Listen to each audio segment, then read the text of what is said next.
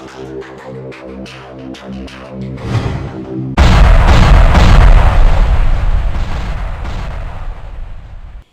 बार एक गरीब औरत होती है। उसका एक छोटा बच्चा होता है। वो बहुत मेहनत करके अपने बच्चे को बहुत गरीबी में रहते हुए भी स्कूल में पढ़ाती है। वह अपना खुद का पेट काट कर किसी तरह से बच्चे को अच्छी शिक्षा और अच्छा खाना पीना देती है। बच्चा भी बहुत मेहनती निकलता है और वह बहुत मेहनत से पढ़ाई करता है।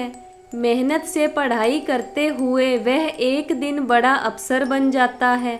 वह बूढ़ी माँ अपने पुराने घर में गांव में ही रहती है, लेकिन वह बड़ा अफसर जो कभी एक गरीब बच्चा हुआ करता था, अब अपने ऑफिस के पास बनी अपनी कोठी में अपने स्टाफ के साथ रहता है।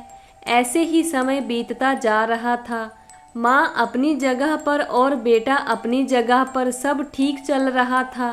एक दिन बेटे को ख्याल आता है कि मेरी माँ ने बहुत गरीबी में रहते हुए अपना पेट काट कर मुझे पढ़ाया लिखाया है और यहाँ तक पहुँचाया है। तो इस हिसाब से देखा जाए तो माँ का मुझ पर बहुत कर्ज है। तो मैं ऐसा क्या करूँ कि मैं माँ का कर्ज उतार सकूँ।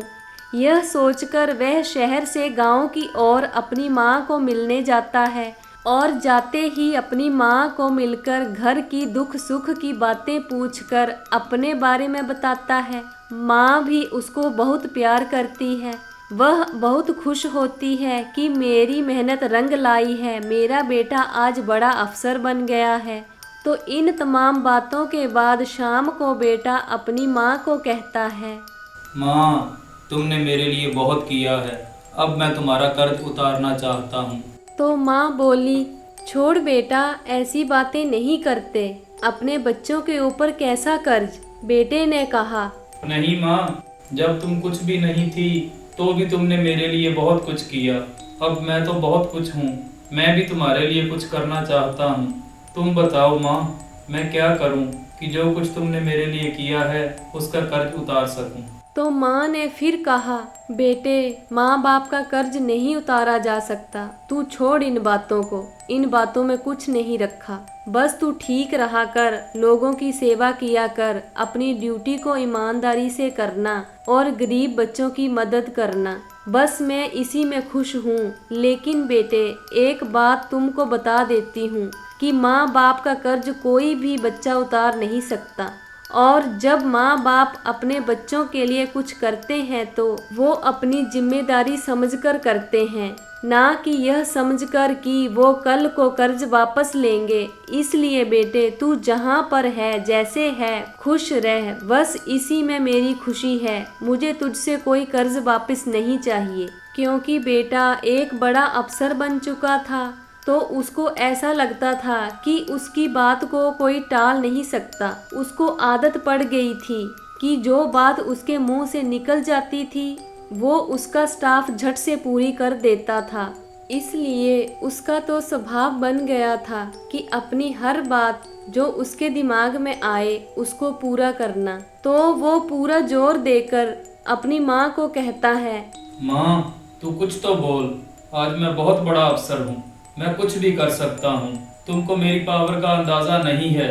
मैं बहुत बड़ा अफसर हूँ, मेरी बहुत चलती है। तुझे कुछ भी चाहिए, जो कुछ भी तू सोचती है बता, मैं वे पूरा कर सकता हूँ।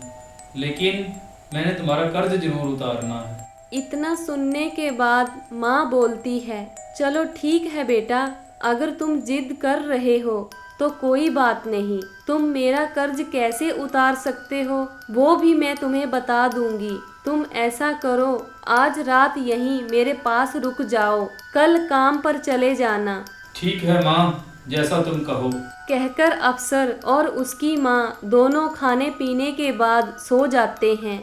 जहाँ पर उस अफसर की चारपाई लगी होती है, उस चारपाई के दोनों तरफ माँ पानी पीने के लिए पानी से भरे घड़े रख देती है। जब वो अफसर गहरी नींद में सो जाता है तो माँ उठती है और उसका पैर घड़े से टकरा जाता है और सारा पानी उसकी चारपाई पर फैल जाता है और उसके कपड़े भी भीग जाते हैं। तो अफसर एकदम से हड़बड़ाहट में उठता है और अपनी माँ से बोलता है, अरे माँ, क्या कर रही हो?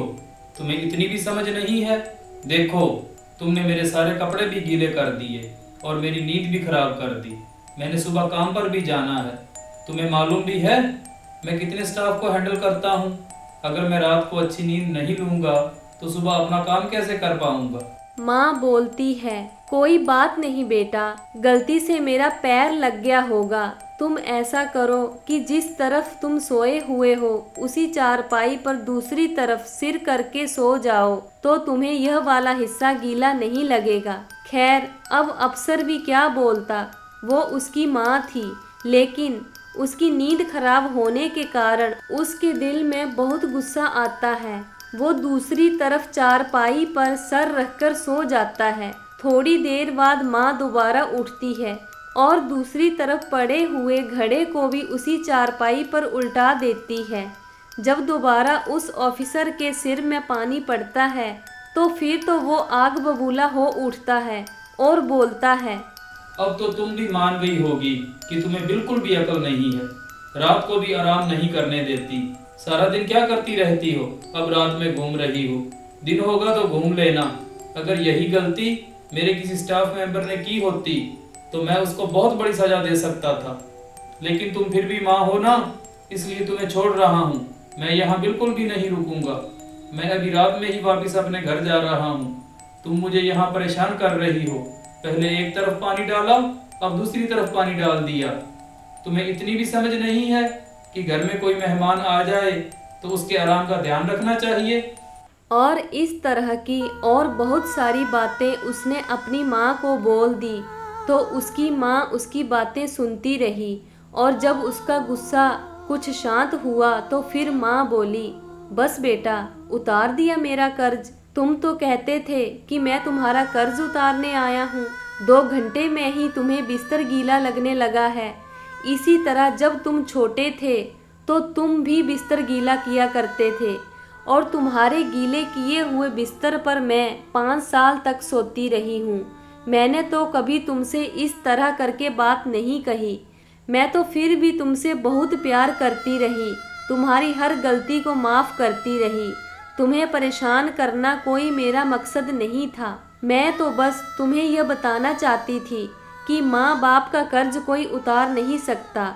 माँ बाप की क्या कुर्बानी होती है अपने बच्चों को पालने में, उसका एहसास बच्चों को तब होता है जब वो खुद माँ बाप बन जाते हैं। किसी के ऊपर उसकी गलती पर दोष लगा देना बहुत आसान होता है, लेकिन उसके हालातों को समझते हुए उस गलती को सुधार करने का मौका देना बहुत बड़े दिल वाले लोगों का काम होता है। और ऐसा बड़ा दिल माँ बाप के पास ही हो सकता है। तो इसलिए बच्चे, जो कुछ भी तुमने मुझको बोला, मुझे किसी बात का गुस्सा नहीं है। तुम्हारी नींद खराब हुई उसके लिए मुझे अफसोस है, लेकिन माँ बाप का क्या रोल होता है अपने बच्चों को पालने में, यह तुम्हें बताने के लिए मेरे पास यही एक तरीका था। हाँ, मैं तुम्हारे जितनी पढ़ी लिखी तो नहीं हूँ, लेकिन इतना ज़रूर जानती हूँ कि मैं तुमसे बहुत प्यार करती हूँ। और हाँ, मैंने ये जो कुछ भी किया वो सिर्फ तुम्हें समझाने के लिए किया। तुम्हें परेशान करना बिल्कुल मेरा मकसद नहीं था। और एक बात ज़रूर याद रखना कि माँ बाप का कभी कोई कर्ज नहीं उतार सकता। ना तुम मेरा उतार सकते हो और ना तुम्हारे बच्चे तुम्हारा उतार सकेंगे। इस बात को हमेशा याद रखना बेटे, हमेशा याद रखना।